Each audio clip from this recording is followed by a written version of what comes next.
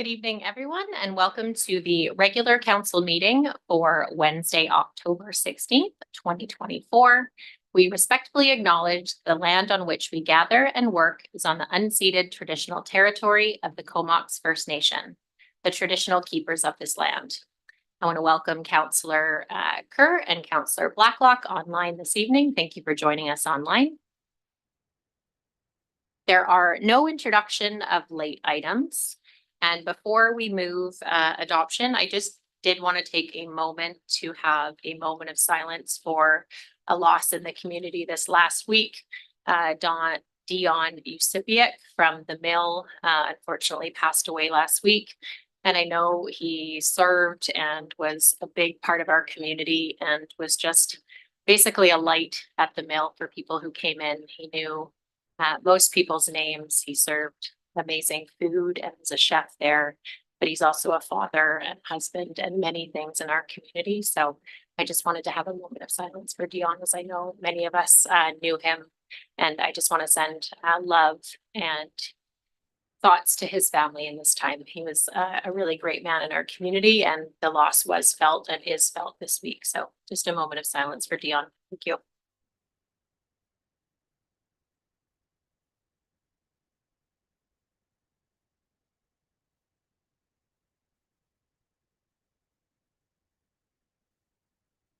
Thank you very much for taking the time to honor Dion tonight. So we have a adoption for October 16th, 2024. If I can get a motion to be adopted, please.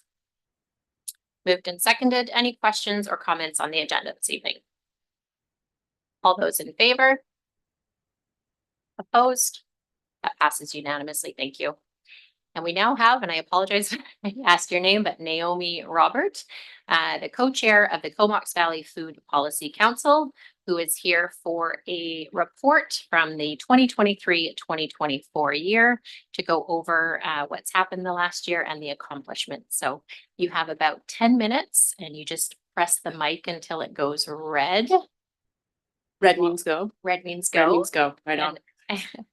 Any questions we have, we'll ask after from council. Thank you. Perfect. Thank you. Yeah, no problem.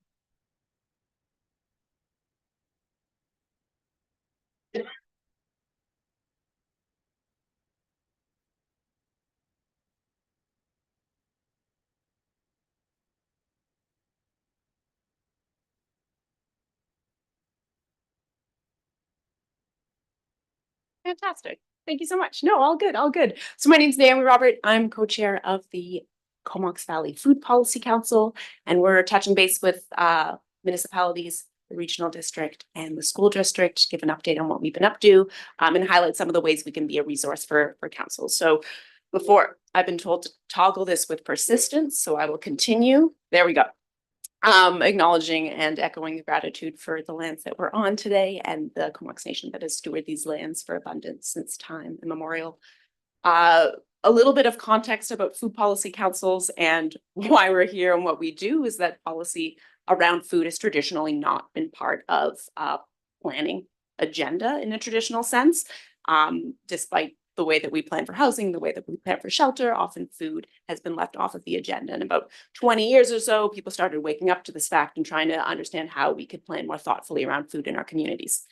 And at the local government level in particular, there's been an uptake in interest in food planning because a lot of the impacts of absent food planning are felt most acutely at the local government level in terms of food waste and waste management falls in the purview in terms of planning at the urban-rural interface and the built environment and how people access food in our communities, all things I'm sure council is very familiar with. So local governments in particular have been increasingly planning for food, and food policy councils are have come up as a way to inform that process and create more engagement in the community around food policy and planning. So I'm going to speak a little bit about who we are, how we're structured, and highlight a few things that we've been up to this year, and then it'll be 10 minutes. So we are a forum for advocacy and policy development in the food system surrounded around 3 pillars: ecological sustainability, economic viability, and social justice. We're a hybrid of civil society organizations and of government, excuse me. 22 members. We have appointees from each of the local governments, the RD and the school district, as well as a number of community organizations, and Island Health, business owners, farmers, restaurateurs, those working with food insecure populations, a real mix of perspectives. We are administratively housed in Lush Valley, but we are separate and operate with a separate terms of reference. So Lush is the fiscal host, although our obviously our interests around food do align and we do collaborate on a number of issues, but we are a separate entity administratively housed at Lush. We provide input into a number of local government and regional government policy planning, any matters that can be referred to policy council by councils or staff, and we work with all the local governments on different issues related to food policy, but we also work at other jurisdictions as it aligns with our mandate, provincial and or national. We are have two priorities that are ongoing. One is this support for regional policy and regional planning, advisory on food policy development and its implementation. And then we have a number of thematic areas that have stayed relatively consistent since 2019, since the Food Policy Council was established, but we do revisit every year to make sure that they're aligned with vision and community needs. So those right now, or for the previous year, have been emergency preparedness, which is support for food security and resilient supply chains, ecosystem resilience, so healthy ecosystems, school food and the access to culturally appropriate food in schools, as well as food access and agency, so household food security and poverty reduction.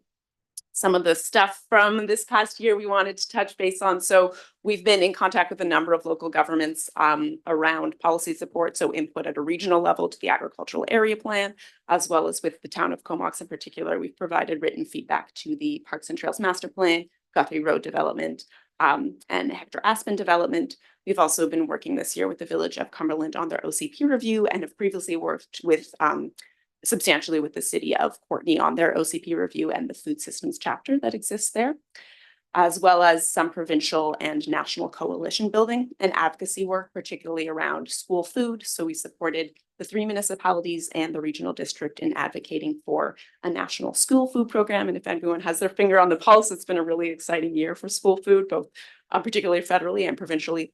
We also supported local governments joining the Coalition for Healthy School Food to advocate for school food programming.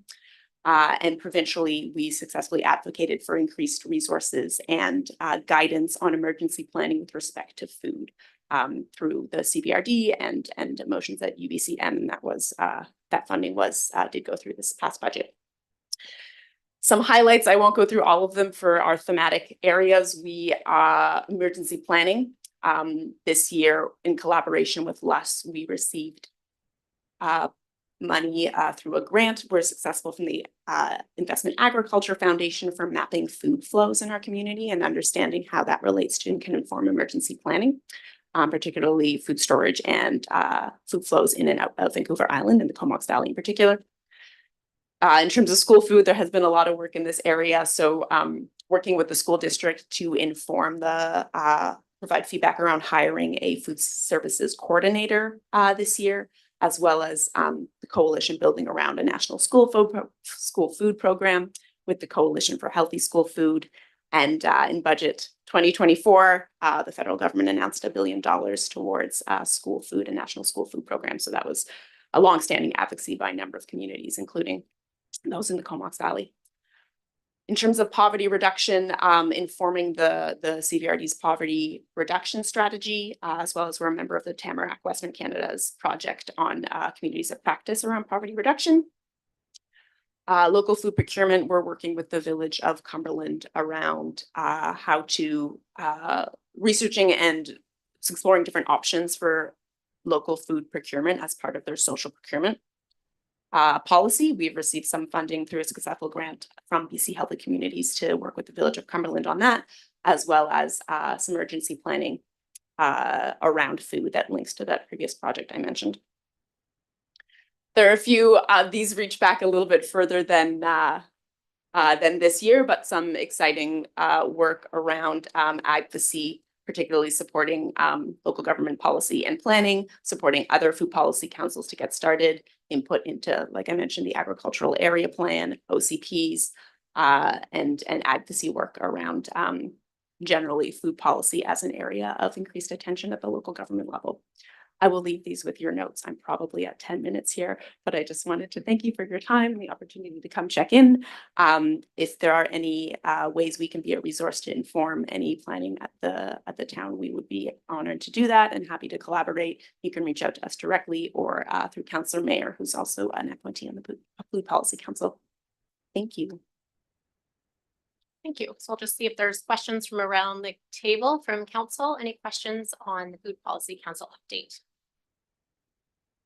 Just have a quick question. Is aquaculture included in food policy generally, or is that kind of a separate entity in itself? It is included, yes. The different areas of expertise and interest obviously vary from Food Policy Council to Food Policy Council, but it's an area that, yeah, we do look at and appreciate as a part of a coastal community.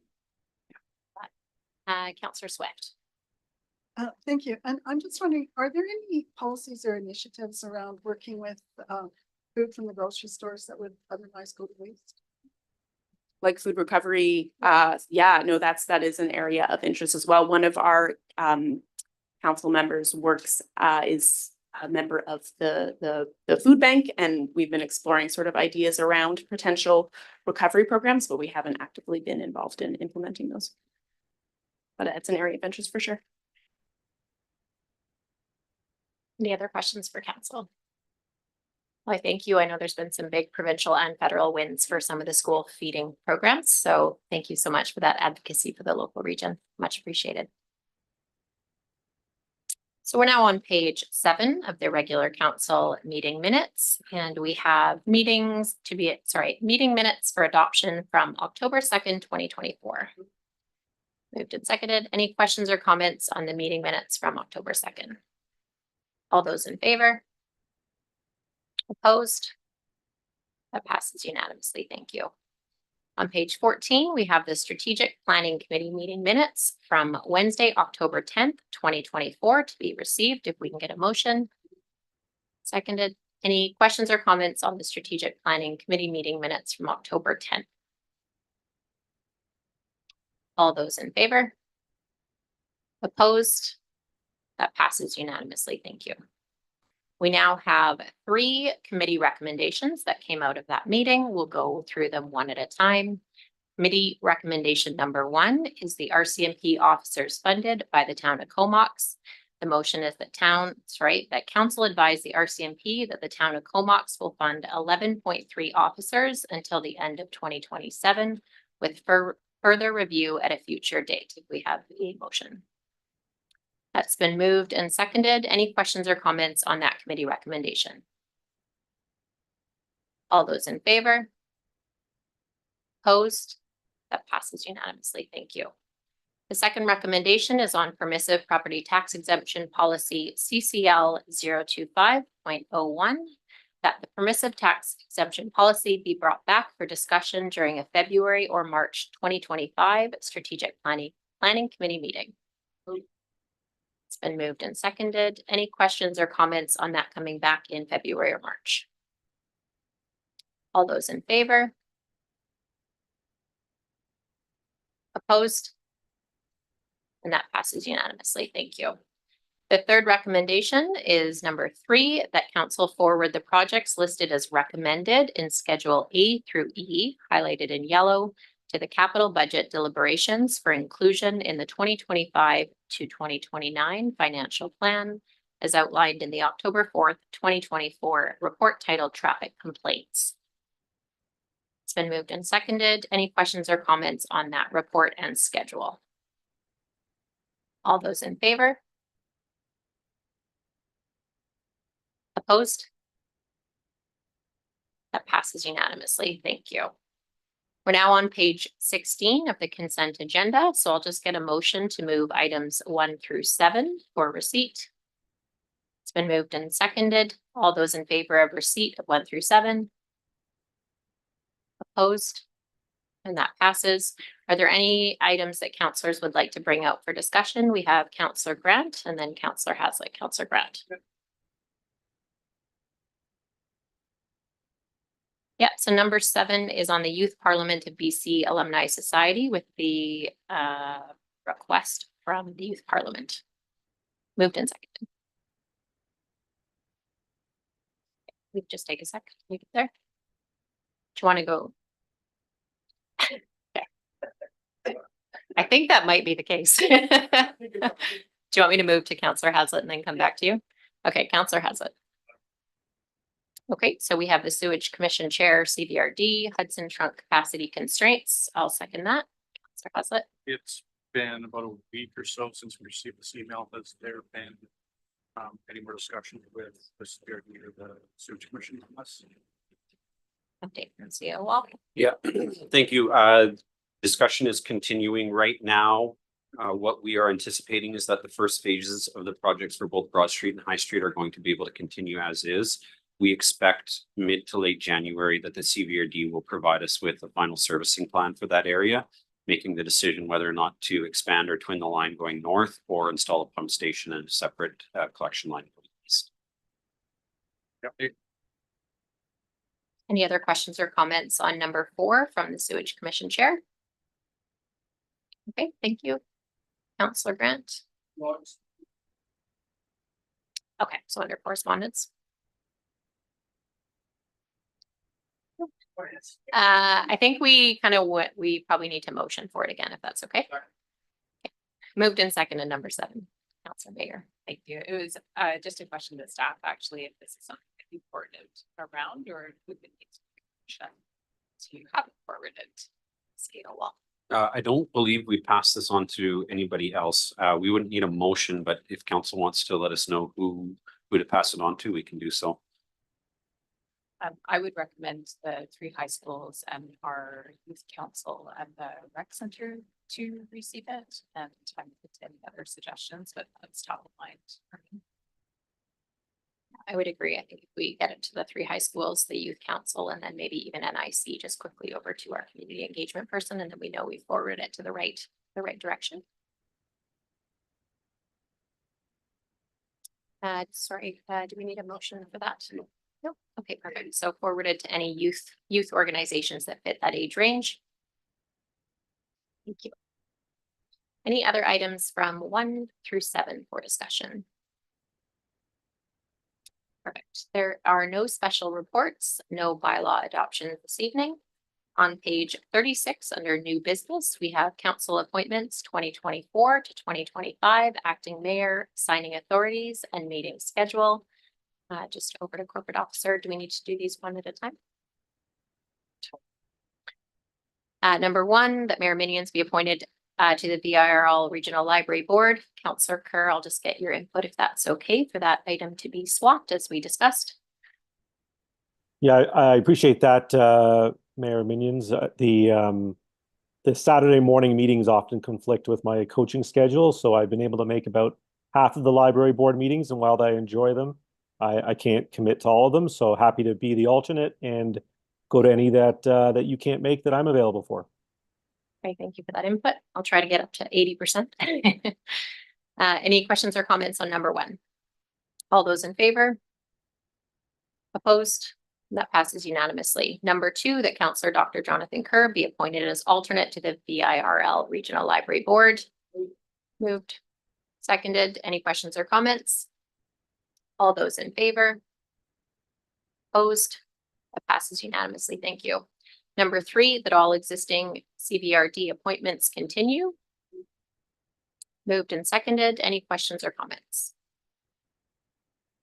All those in favor? Opposed? And that passes unanimously. Thank you. We're now moving on to number 4, that Councillor Dr. Jonathan Kerr be appointed to the Comox Valley Social Planning Society. I need a motion. Moved and seconded. Any questions or comments? All those in favor? Opposed? That passes unanimously. Thank you. Number 5, that Councillor Jen Mayor be appointed to the Comox Valley Food Policy Council. Moved and seconded. Any questions on number 5? All those in favor? Opposed? That passes unanimously. Thank you. Number 6, that the Director of Finance be appointed to the Courtney Golf Club Limited. Moved and seconded. Any questions or comments? Just a question over to CAO Wall. Is that an active appointment or do we have that kind of as a placeholder in case we need that kind of liaison role. Is that an active board member with finance? Thank you. All those in favor of number 6 for Director of Finance be appointed to the Courtney Golf Club Limited. All those in favor? Opposed? That passes unanimously. Thank you. Number 7, that the Asset and Facilities Manager be appointed to the Comox Valley Harbor Authority. It's moved and seconded. Any questions or comments on number 7? All those in favor? Opposed? That passes unanimously. Thank you. We have number 8, the council approved the acting mayor roster for the year 2024-2025 as followed in the report. We can get a motion. Moved and seconded.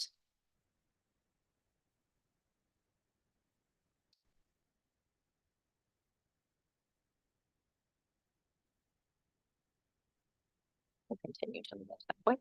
Okay. So we have number 8, that council approve the acting mayor roster. Is there any questions or comments with the schedule that is there? All those in favor? Opposed? That passes unanimously. Thank you. That the following be appointed as having signing authority for the 2024 to 2025 year. It looks like we may have one addition here, so I'll just look to staff if we're adding a K on the end there, or if location matters. Yes. Okay, and what is his last name?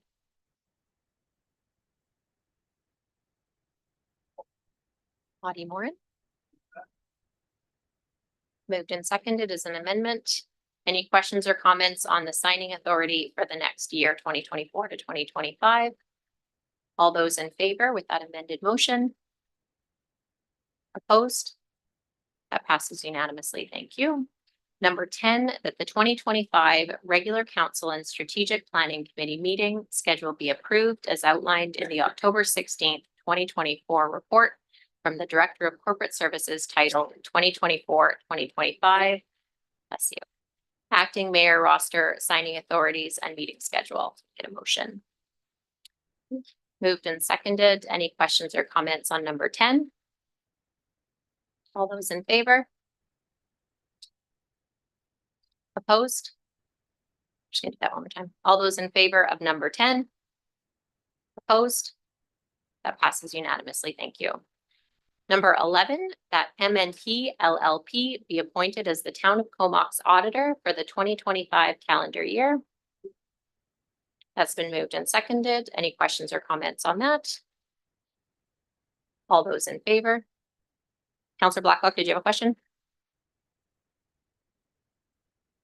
My only question was, what are the audit fees, or what were the audit fees for our last year's audit? And do we expect them to be the same for this year's audit? I'll go over to CAO Wall, who may go to Director of Finance, and we may need to get back on that. But Yeah, we'll have to get back to you on that, Councillor Blacklock. Well, as a former auditor, I just want to keep a tab on the audit bills. Sorry, accountants. Okay. All those in favor of number 11? Opposed? Just gonna do that one more time. All those in favor of number 11? Opposed? That passes unanimously. Thank you. We're on page 51 for the appointment of Director of Development Services and Approving Officer. That the appointment of Marvin Commends as Approving Officer for the Town of Comox be rescinded. If we can get a motion. That's been moved and seconded. Any questions or comments on number 1? All those in favor? Opposed? That passes unanimously. Thank you to Marvin for his long-serving time as the approving officer there. Number 2, that Randy Houle be appointed as the Director of Development Services for the Town of Comox effective October 1st, 2024. Moved and seconded. Any questions or comments? All those in favor? Opposed? That passes unanimously, Randy. Number 3, that Randy Houle, Director of Development Services, be appointed as the approving officer under Section 77 of the Land Title Act for the Town of Comox, effective October 1st, 2024. Moved and seconded. Any questions or comments? All those in favor? Opposed? That passes unanimously. Thank you.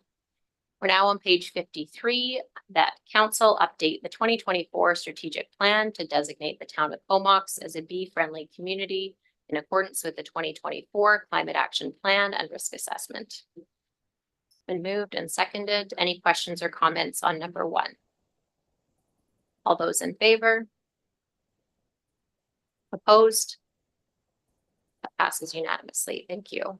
Number 2, that council approve the inclusion of a $3,200 into the yearly operating budget expenses related to the bee-friendly designation. Moved and seconded. Any questions or comments on number 2? Councillor Hazlet. I've asked this a couple of times when these come up, but I don't remember having any mention of $3,200 operating budget required for us to give the friendly designation or bat friendly behavior or snake friendly behavior or anything like that. Well, where did the $3,200 come from for this? I think from my memory, we knew it was going to be some minimal cost similar to bat friendly, but it wasn't operationally kind of tagged with amount, but I'll go over to staff just to kind of clarify where that exact amount came from and if we know where that's specifically going or if it's like an earmark. Yeah, so thank you. Council gave us direction to investigate what would be involved in the costs of joining and becoming a bee-friendly community. This is that, excuse me, this is that report, which comes back to council to seek approval to add it into the strategic plan, not just the investigation, but actually become a bee-friendly community. And it's at this time that we found the costs. So we have a subscription fee that we have to pay to maintain our bee-friendly community status, which is $200. And then we have $3,000 in 4 different pollinator initiatives. So new gardens, new signage, new plantings to sort of support pollinators as well. Follow up to that. We can't just plant things that the bees like. We have to pay money to have somebody else tell us that we're a friendly community. Is that more or less what this is? You have to pay a subscription fee to maintain your status. And who's the subscription fee going to? The bee-friendly designators.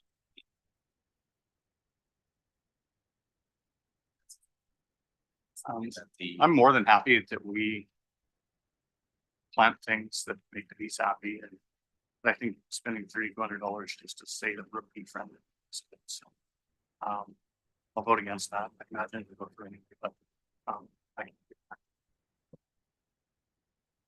Other questions or comments on that $3,200 fee? And I think it was on page 53. It kind of had the 2 splits of funds, 3,000 going to kind of the planting that would be something in the parks budget, and the $200 annual, similar to the bat friendly designation we have now. Do you have a question, Councillor Grant? I'm just wondering, so if we don't give them the $3,200, what happens to the plantings? Is that, there's a big part of that money for the plantings? Most of the money is for the work for plantings, gardens, clearing out, and those sorts of things. This is something that we could, if council wanted to reduce the budget, we could probably do it and maintain the bee-friendly status, but to eliminate the budget completely, we wouldn't be able to do the work required to get and maintain that status. Okay, thank you. Councillor Hazlet.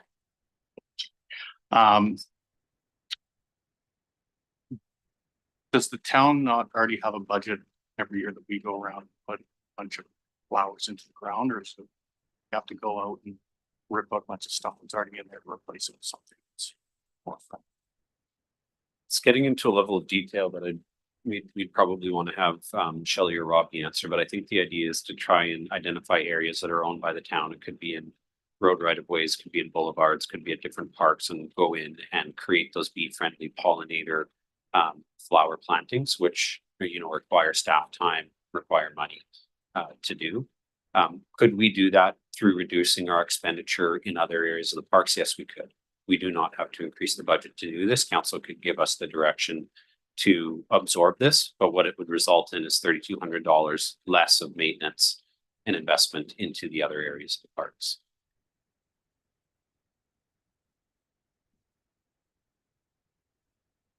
Any other questions or comments on number 2? All those in favor?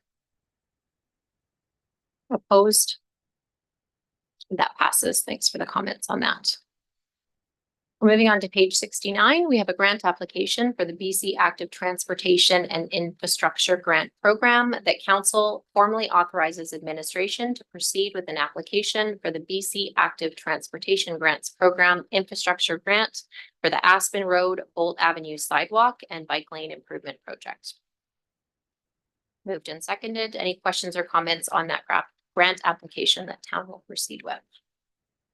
All those in favor? Opposed? And that passes unanimously. Thank you.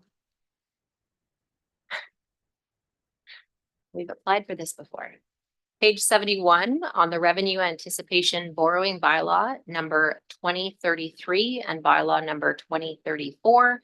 We have number 1, that the mayor and director of finance be authorized to establish a temporary borrowing ability for up to $10,000 with the town of sorry.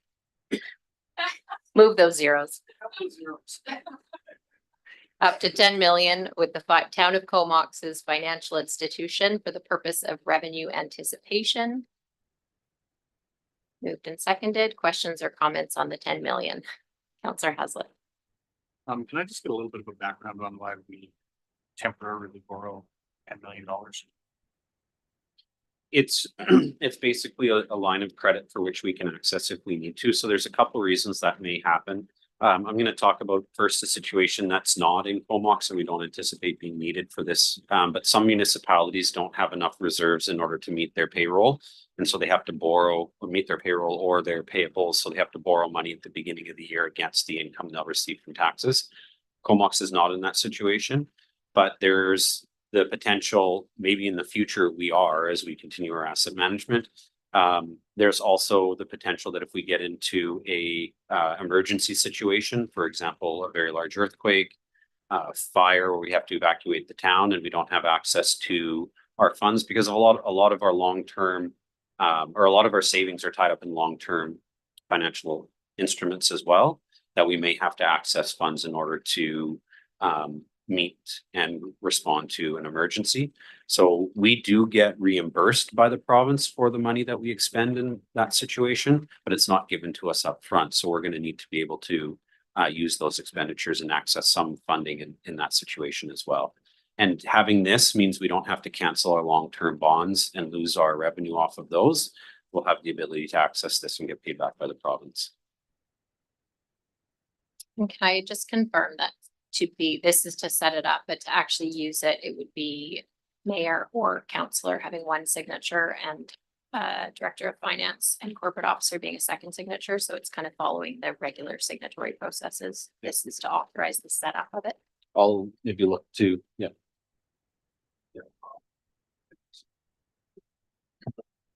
Certainly the papers now are to set it up. It's similar to say an overdraft account that you might have for your personal account, but this is for a corporate account. And all expenditures would require mayor and another person, just like any other checks or anything that we issue. And staff would give advance notice if we start to get anywhere close to that. And we don't anticipate it anytime soon. So it's just an emergency. Just a follow-up question. Has the town of Comox had this borrowing ability set up before, or is this something that's being added? Councillor Grant's shaking his head. I looked back and it was set up in 2020 during the first part of COVID. Thank you for that feedback. Councillor Grant. May I just ask, so is it the mayor and or anyone on the signing authority that can sign this? Or is it just the mayor and the director? It looks like to establish it, it says mayor and director of finance, but looking in the policy, I was just clarifying, it looks like it's mayor or councillor, and then there was director of finance or corporate officer. So it's 2 signers, kind of Okay, thanks. crystal clear. Oh, sorry, Councillor Kerr. I'm looking into the sun there. No problem at all. So if we're not likely to need this and it's pretty quick to give this authority, why would we not just leave it as is? And then if we needed to borrow this money, call a quick meeting of the council and then borrow them and then, approve it then? Like, why have this contingency on the books if we're not going to likely need it? I'll go to CAO Wall with that question. Yeah, thank you. So we're likely not to need it. Hopefully, we're not going to need it in emergency situations, but we don't need it in anticipation of revenue like that first scenario that I spoke about where we don't have enough money to meet our payables or our payroll. Where it could be required is if we get into an emergency situation. And so if we're declaring a state of emergency, opening our EOCs, evacuating the community and responding to so any number of catastrophe that's happening, the bank might not be open for us to be able to go in and set up the account at that time. And it would just be an extra step as well for us to deal with at a time where we're trying to respond to an emergency situation. So I don't think that this is an instrument that is in place in a number of municipalities. I can understand looking at that dollar amount why council would be reticent about it, but it's nothing to worry about, and it's only accessed in the event of emergency. If we get to the point in the future where this needs to be used on a regular basis, council will be well aware of it, because through your budgeting process, you're going to see the decline in the revenues as we invest in assets. So, and it's going to have to be renewed in the future as well. Just a quick question over to CAO Wall. I'm assuming since it'll be at a standard financial institution that it's fully insured against any type of fraud. Yeah, it will have the same type of insurance, and if a bank were to give out money to somebody that wasn't the town, they would be liable for that, as well as we're looking at doing with institutions that are very connected to the town. They know what our accounts are, they know who the people are, and when you have large transfers that are taking place in these accounts, they will call and talk to somebody in the organization as well to ensure. So this is a safe instrument for us to be using. Was it Councillor Haslett? Okay, other questions from council on number 1 of the establishment of the temporary borrowing ability? Okay, all those in favor? Opposed? And that passes unanimously. Thank you.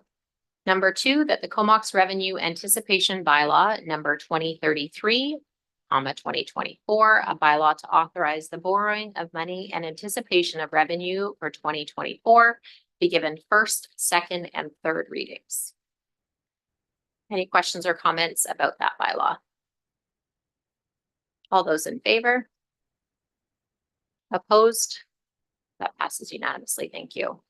Number 3, that the Comox Revenue Anticipation Bylaw number 2034, 2024, a bylaw to authorize the borrowing of money in anticipation of revenue for 2025, be given first, second, and third reading. All those in favor? Opposed? That passes unanimously. So one was for 2024, one was for 2025. Same. There are no notices of motion this evening. On page 78 under correspondence, we have a letter from Hannah Stodart. Hopefully I said that last. Stodart. Request for Youth and Town Council connection activity in event in March 2025. And there is the letter that was written to us by Hannah, who's one of our recreation program directors at the Comox Community Center, to have a 90-minute council and youth council connection event sometime in March with approximately 20, give or take, youth attendees. So I would like to make the motion that we explore doing that with youth council based on the nice long lead time they've provided. And questions or comments on that request from the youth programmer there? All those in favor of giving the green light? Opposed? And that passes unanimously. Over to staff. Would there be any more direction we need on that at this time besides? Thank you.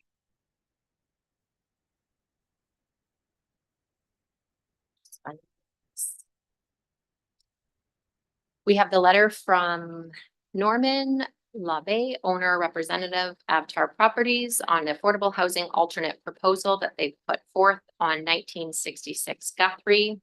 And first we'll do receipt so that the correspondence dated October 8th, 2024 regarding affordable housing contributions updated alternative request be received. I'll move receipt and that we have staff give us a report regarding best option. So that's been moved and seconded, and questions or comments from around the table. We have Councillor Swift. Thank you. I'm looking forward to hearing the report. And within that report, I'm wondering if we could have some information on if it would be viable for the developer to include some one-bedroom suites instead of the 20 what are they called, bachelor units. And I don't know if that's affordable for him. I have spoken and they had contemplated it at one moment in time, but it'd be interesting to see if some one bedrooms could be included in that amount. And secondly, I'm wondering if we could designate one or two of those units to be under the management of the fire department to support their acute need for housing our firefighters. Thanks for those comments, Councillor Swift. I believe CAO Wall is jotting some of those notes. Yeah. I believe we had Councillor Jordan. CAO Wall, and then we're going online to Councillor Kerr and then Councillor Grant. Yeah, we can take a look into both of those items and include it in the report back. Councillor Kerr. Yeah, thanks. And I appreciate the developer coming back with some creative options. It's you know, great to see that there's some give and take here, and I think we'll come out with something that'll work for everyone and get these rental units online as soon as possible. I guess as CAO Wall has his pen there and he's jotting down thoughts, couple that I had would be, would there be any interest? See, I'd rather have fewer units that are available as affordable than then go away. So and I'd rather have more of these units that would remain below market ongoing. So if that number could be shifted to maybe 5 or 6 units forever and like less in the short term, that would be great. I think what we're looking for is long-term affordable options. And if we don't have to manage them, that's okay. So that would be my one question. And if that's unclear, I can restate that. Sorry about that. The second thought I had was who would actually designate or be responsible for selecting appropriate tenants. It'd be great, like we have Macola currently doing it for the 6 units, the Aspen development, if a nonprofit was responsible for you know, that piece, finding the tenants that are appropriate for those and I don't think this developer would do anything. Of course, you know, there's been some stories in other communities, and if this building were ever sold of the affordable units going to family members or friends of the owner. So I'd like it just to have like a third party nonprofit actually decide who's in those units going forward based on income and need. Thanks for those comments, Councillor Kerr. Those were noted for discussion from a staff report. We have Councillor Grant, then Councillor Mayor. Yeah, just from my understanding of the CMHC financing, and I think it's good that we're going to look into these things, but I think you might run into problems with the fire department and getting more units. In order to get your financing, CMHC mandates that you have to do it the way they want it done, which is the 20 units. Whether you can get one bedrooms in there or not, that I don't know, but you may run into some problems on the others. So don't be surprised if the answer to that doesn't work out the way you want it to. Councillor Mayor.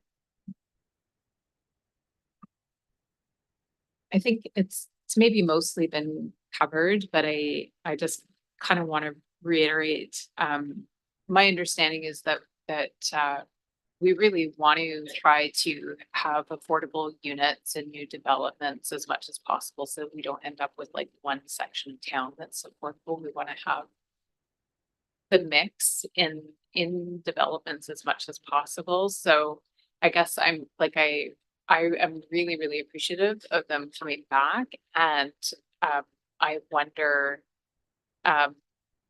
how creative we have to get, I suppose, to meet the CMHC guidelines and have more affordable units in perpetuity. So just kind of driving the point home that I'm really curious about maybe out of the box thinking on how we prioritize that. Your questions or comments for council for the staff report coming in early November? Councillor Blacklock. I would hope that, and this is a note for the staff report, is that the developer refers to the difference between market value and reduced rent as about $584 per month per unit. And these are 368 or 362 square foot studio apartments. And so what I would be interested in seeing or finding out is where does that 1748 a month come from for the current market rent for a 368 studio apartment come from? I don't know any real estate appraisers, but if I did, I'm pretty sure looking around the valley that 1784 or 1748 per month is probably above the range of what people are currently collecting for rents for 368 square foot apartments. But I would like that to be part of the staff report is in the, when they calculate out, well, here's the difference between market rent and here's the difference between the reduced rent, the lower rent. Extrapolate that forwards, time value, and money it out to this big figure and say, look, this is what we're giving you. I just want to make sure that that calculation is rooted in reality so that it's not overstating or understating the actual the get back that we're giving here, that we're actually getting good value for people, and that 1,100 and something per month for 368 is lower than market, and the amount that it is lower than market should be part of that staff report. That's all. Clear as mud? Yes, thanks, Steve. I think that was a concern that others had also. So I'll go over to CAO Wall for comment on that from Councillor Blacklock. Yeah, thank you, Council. We can provide or attempt to provide answers to all those questions in this upcoming staff report. Just wanted to talk a little bit about the motion that's on the floor. Going through this process and looking at this previously, staff has recommended that council stay with your policy. That's our job, is to sort of interpret the policy that you have. This motion that's now on the floor is asking us to provide a report on the best option that's been put in front of council by the developers. So if this motion passes, that's what we will do.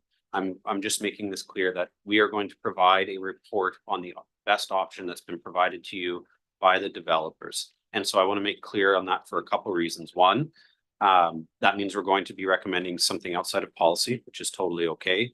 And two, we do not have a negotiation mandate from council to go and seek more. So I just want to make sure that council is very aware on what you're asking us to do, which is to provide a report answering these questions on the options that have been provided to you. So we're not going into a negotiation mandate, and we're not coming up with other potential options for council to explore in sending a counter proposal back to the developers. I'm glad we're having the discussion now before the report comes back, so we understand the process, because of course, staff has said to stick, with the policy unless told otherwise. I personally really am glad to hear. I think we're all interested in this units in perpetuity versus a different cash amount, which wouldn't necessarily make sense.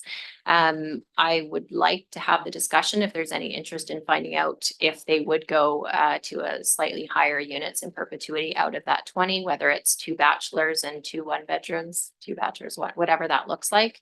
I would want to understand that we've gone through the best negotiation process that we can once we've decided not to stick to the policy. So the 2 points is, it sounds like people are interested possibly in discussing those units in perpetuity. I personally would like to see if there's an availability to make 3 to 5, 3 to 6 units, or whatever that number may be. And also just really support what Councillor Kerr said, is it's important to find out how those units in perpetuity would be managed, whether it is through a nonprofit or there's any issues with CMHC. So I'll make a couple notes and follow up with staff on that, but Counselor Kerr? Well, maybe just a process question then for staff is if we did want to have staff go back and negotiate, would that be a separate motion? And would that supplant report motion? How would we do that? What are the steps involved here? Yeah, the motion that you have on the table right now is for us to provide a recommendation based on the options put in front of you. So you would need to either change that motion or do another motion directing us to enter into further negotiations.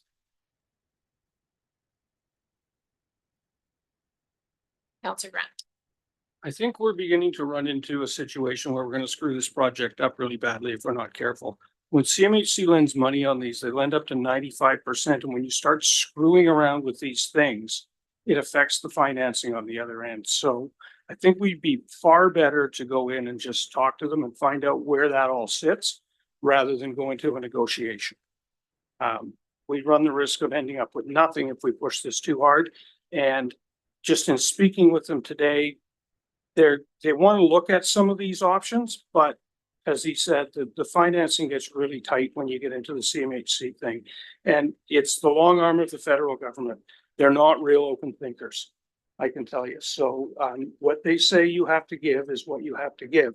If you can get a little more, that's better. But if you push it too far, then they just can't proceed. So I think you have to be careful how you do that. Just a question over to staff, if there was something taking in mind that we are trying to get to a yes, if that's the right word to say it. Is there something in between those two things, just having a report that says, you know, which of these two options are best, and going back and saying we actually want to fully renegotiate? Is there an option that could just say council has interest in negotiating on units in perpetuity and understanding more what that looks like without having it be such a hard yes to the 2 units, or we want more units? Is there some sort of process that involves just negotiating and feeling that out from a staff perspective if you had more clarity on which option council wanted?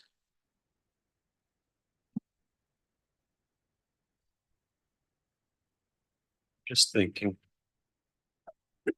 So council, where council is right now is you provided third reading to this project. And you've done so requiring a full payment of the affordable housing contributions. So until that's lifted, that is how that project can move forward. You can set different terms for how the project can move forward by rescinding third reading, removing that requirement and putting something different in. So there doesn't need to be any negotiation. Council can simply choose what it wants to have in the bylaw moving forward, make the changes, and then tell them that that's what needs to be met.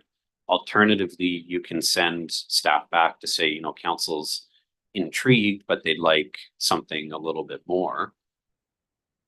And but I mean, the implication of that is that if you don't provide it, the bylaw won't be changed. So we can do it, but the reason I wanted to make sure that I was clear and council was clear on the motion being provided is that going and starting negotiations or furthering negotiations on this is not something that staff will do outside of explicit direction from council. If we were looking at rescinding the third reading, that does not necessarily have to happen this evening. Third reading rescission can happen at future meetings. There's not the one meeting post that applies there. So our plan would be to bring a report to the next council meeting. Based on this motion, we would bring a report to the next council meeting recommending one of the 2 options provided by the developer. And that recommendation would be to rescind third reading and then you would do third reading again at that same meeting. And then you'd have to wait in order to adopt until the next council meeting. So if we have the motion as it reads, it is really going to be one of those 2 options and no further exploration of what size units, etc. Societies, all that other information would be left out. So we can provide that information that's here, and perhaps we'll talk to the developers and we'll see what they come back with, and we can bring that back to you. But that would be the only thing that we're doing, is having that conversation. Based on this motion, I don't have a negotiation mandate. Counselor Grant. So I prefer that you don't have a negotiation mandate at this point. I would like you to speak to them and ask them about some of these things, because I think you'll find that the way CMHC operates, that you're not going to have a lot of wiggle room on a lot of it, but I'd like to know that. For instance, Councillor Blacklock wanting to know who sets the limits. Well, I'm fairly certain it's CMHC that sets those limits at $1,100 a month, and that's what you have to do, and you have to do it that way in order for your financing to work. So I think it needs more discussion with them before we actually go in and start negotiating. So I'd be happy to leave it the way it is and allow you to give them a call and go over some of these issues and see what their thoughts are. I think you'll find that they're trying to do the best they can as well, but they have some limitations as well. Thanks, Counselor Grant. We have Counselor Kerr online. Yeah, no, I agree. They're trying to do the best as well. And I think, I think there's different ways to look at negotiation. There's like capital N, all bold, flashing light negotiation. And then there's conversations that lead to a better outcome. So if there's a conversations that lead to a better outcome mandate that we can give you, CAO Wall, that would be great. The other thing is, if we have a staff report come to our next meeting, could we then, based on that report, give you a conversation mandate to go to the developer before any changes are made to third reading? Yes, so I suspect that the developer will watch this conversation tonight and they will listen to what is being said. Further, council's asked for pieces of information that we are going to need to get from the developer. So we're going to be having conversations with them. And even if they hadn't watched the meeting, they'll probably be able to glean sort of the direction that some on council want to see them go in order to be successful. The report will come at your next meeting. And at that time, you can provide any direction that you want, either accepting one of the recommendations that is put forward by staff or providing us with any sort of direction for further conversation or negotiation as you see fit. Thanks, Counselor Haslett. Thanks. I kind of followed Councillor Grant on this. I don't really want to say with the negotiation mandate either. I'm very interested to see some of the information coming back from this report, but I think we're kind of getting really close to that line where the town's kind of been going for us. Development communities pushing the goalposts along, and we've got someone coming along here with a really good project that's going to provide a lot of benefit to the community. And I think that we have to be careful in these meetings when, we started essentially asking for a report to come back based on these options. And now we're looking at changing everything with this affordable housing contribution. We're going to get back with it. So I just think as council, we need to be wary about pushing the envelope in these meetings, and you really need to pay attention to what's going to be there. Counselor Kerr online. Just for the record, we have a policy.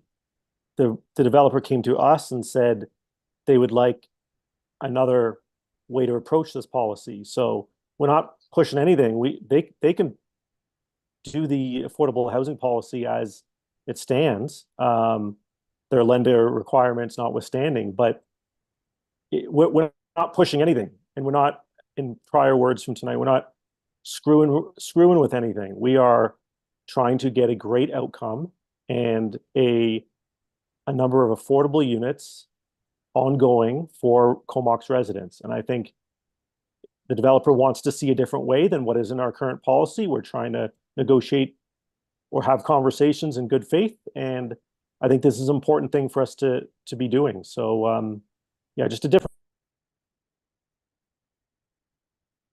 Thanks for everyone's comments. Yeah, I'm going to vote against, as I think there still is some finessing and negotiating, and at the same time speaking with the gentleman at the development there. I think they're aware of how much council wants to see this happen, and that any further negotiation is basically, we're very, very close to the finish line. So I think outside of any motion, those conversations can be had to really keep everything moving forward and together. So I would prefer some negotiations to come from this letter that's about a week old that came from them. I think we have the ability to look at this and say, what does the town of Comox really, really need in perpetuity, but I think we're very, very close. So I don't think we would scare anyone away. And for that reason, I would vote against and be looking at something in the middle of those two options that we talked about. Other questions or comments around the table before we vote on the motion? So I'll just get staff to read back the motion. I believe it's that staff bring back a report on the two options that have been presented to us and that there would not be any negotiation mandate. Is that correct? So the motion is that we would bring back a report on the best option. Out of the two that they sent to us, Correct. correct? Just to be clear. And to your other point, yes, there's no negotiation mandate with this motion. Okay, I think everyone's had a chance to weigh in on that. So all in favor? And opposed? Okay, so that motion is defeated. I'm not sure if someone is ready to craft a motion to have staff go back and have the discussion with the group on what units potentially could look like, because that seems to be what the conversation was this evening. Councillor Grant. Is it a discussion or a negotiation? Because there's a big difference. I think we can call it whatever we want to call it, but it's that we're very interested in working with them on what their proposal is, but we want to have a discussion around what the exact guest size and number may look like, although I don't want to speak for council on that. So if someone has a clear motion, they're welcome to do that. I would call it a discussion. Is it a negotiation? Yes, it is. So that we're in support of the project and we're in support of looking at rescinding third reading, which is a positive sign to send to them, but that we have more discussion around what size and the number of units could look like potentially, but that we're ready to really look at this together. All right, so if we move that Jordan have a discussion with the developers regarding the affordable housing amenity, would that be a good enough motion? I would be okay with that. Again, we all know kind of what the context of the conversation has been potentially. I'll just go to Councillor Kerr has had his hand up online, or if you're putting a motion on the floor, we can get a seconder that open for discussion. I'll put that on the table. Okay, so CIO Wall would go back to discuss the two options with the possibility of having a discussion around exactly what it looks With like the other things that we talked about, yeah. and the other things. Just before we move on and put that on the floor, council, I want to have a clear motion before we start debate on this, because that's going to be very important to the direction that I have. So it sounds like council wants to put a motion that CIO Wall is directed to continue discussions with Avatar Properties in relation to alternate options for affordable housing contributions. I would say correct, but I'll go to Okay, Councillor Grant. Based on what we talked about it at council, at those questions. You wrote down. And that doesn't have to be in the motion. I think Yeah, if you just yeah. keep that direction there, then I have this information. Okay, to look I'll at move as what well. you just said. We're open to more than those two options. That's been seconded and we'll go who Councillor Kerr online. So just a process question, that would include, without us needing to state it, that would include increasing the number of units in perpetuity that are below market. Councillor Blacklock's question about the funding or the limits. My previous point about maybe a nonprofit designating who is in those units. And then Councillor Swift's point about the types of units that might be designated as affordable. Are those the four big ones? Perhaps just use your mic. Sorry, Councillor Grant. So everyone. Sorry about that. Thank you. And the possibility of the fire department, perhaps. Right, I'm sorry. not sure what Yeah. she was thinking about there, but. Yeah, correct. We will bring back information on all of those. Thank So you for summarizing that, Councillor. yeah, maybe what I'll encourage is council to have a discussion around that. And if you're getting close to feeling that that's going to move forward, I have two other sort of items on this I want to talk to council about before the motion is passed. I'm good with the motion and good with the comments of summary that have been made so far. So I'll look around the table and then back to CAO Wall for your 2 points of addition. So the previous motion was for staff to provide a recommendation that would have been outside of current policy. what we have right now is for me to continue discussion. I believe that council's going to want a report coming back based on those discussions. And do you want a staff recommendation based on the discussions that take place with Avatar Properties? Or do you want a report coming back highlighting the discussions and simply a recommendation as per policy now, which is to continue to require the 700,000 in affordable housing contributions? So do you want a staff report, and do you want a staff recommendation outside of policy in that report? If we want a staff report, I don't think that we want to continue down the road of the 750,000. I think that's a one starter. So I would go with your first option. Gave us there, which I can't remember what it said. I think the two things were, do we want a staff report and do we want a staff recommendation? So Councillor Grant, you were saying the staff report, yes, staff recommendation Sure. Why not? with options. I'm good with that. What was we'll get your second item so that if people are commenting, they can. Those comment. are the two. Those are the two. Yeah. A and B. So do we have to add, is that an amendment to the motion, or you just can do that? Amendment to the motion So I'll make that amendment to the motion.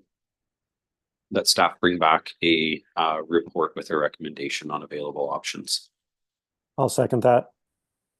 Okay, so that's been moved and seconded, is on the table with the A and B added with staff report, staff recommendation.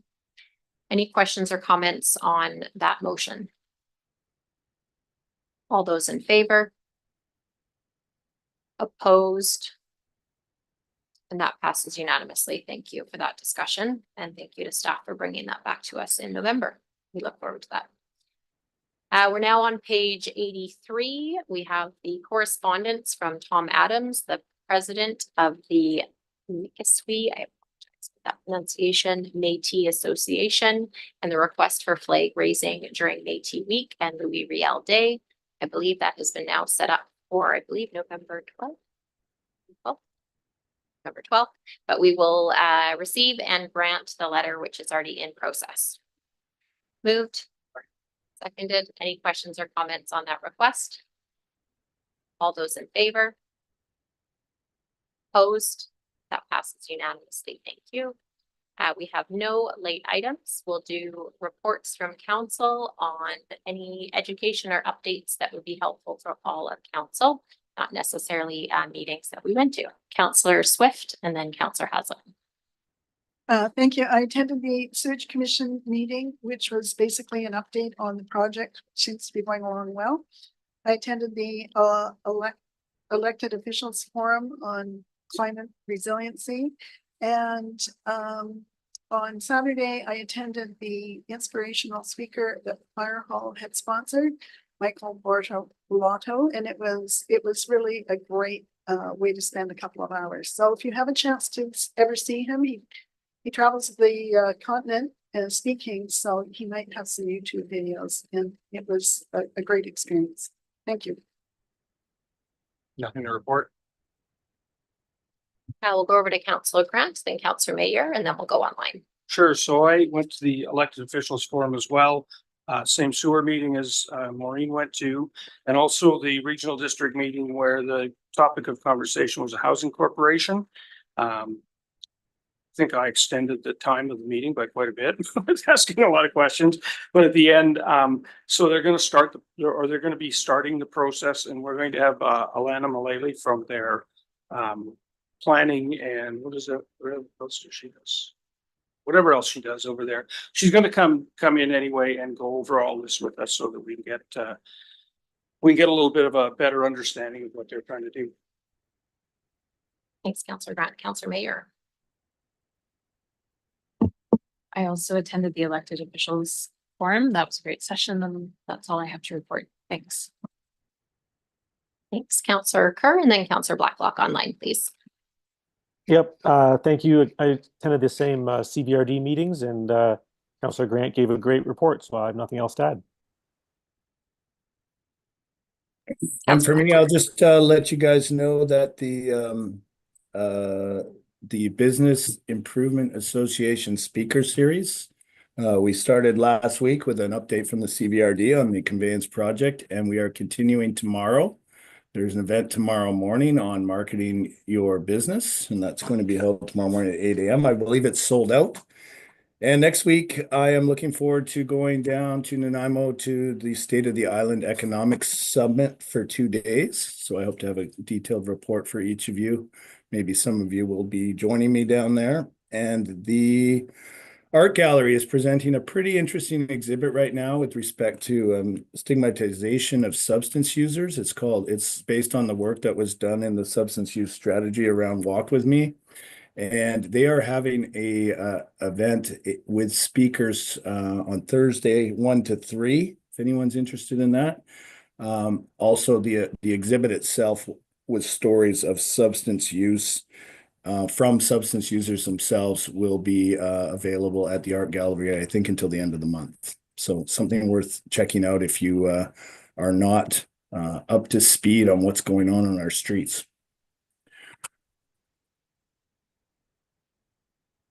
That's it for me. Thanks, Councillor Blacklock. Attended an emergency weather response shelter meeting as we are still looking for spaces throughout 3 communities that will be able to have those smaller hubs in the winter. There's a handful of locations that are being reviewed by different fire departments and groups there, mostly located in Courtenay.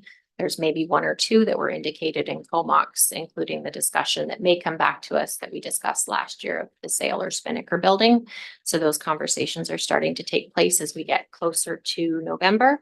The city of Courtenay is definitely spearheading those conversations, but our staff and myself is keeping in on the conversation to see where our community can potentially look at assisting during some of those extreme weather events that we expect to have during the winter time. So I'll keep you in the loop as the meetings go on about what that conversation is looking like. I met with Comox First Nation this week, and Jordan and I are set to go back for kind of an annual meeting with their council at the end of the month. We're looking at moving forward on potentially the park naming, on some arts and culture opportunities, and a couple of other items with their current council, who has about 2.5 months there. So that meeting was really good, and I think we can get some work done together, and council would be invited to those items. We have 2 store grand openings in our downtown Comox this weekend, so just wanted to give that a mention. We have Wildflower Mercantile that moved from the city of Courtenay and Rome Media retail space. So they're going up right near Benino's there, and they're doing joint store openings on Saturday between 9:45 and 10. So if anyone happens to be downtown, we have 2 new large stores opening this Saturday from about 10 to 4. So those are kind of new and vibrant businesses that are going into our downtown. So we welcome them on Saturday. And I believe that's it. Attended some of the regional district, the council of the whole meeting, and a couple of other leadership meetings, but nothing to report at this time from those. So we have no media questions. Any public questions? You're welcome to come on up. So questions just have to be related to the agenda. Yeah. Okay. We can discuss after if that works. So we have no resolutions to go in camera this evening and nothing to rise and report.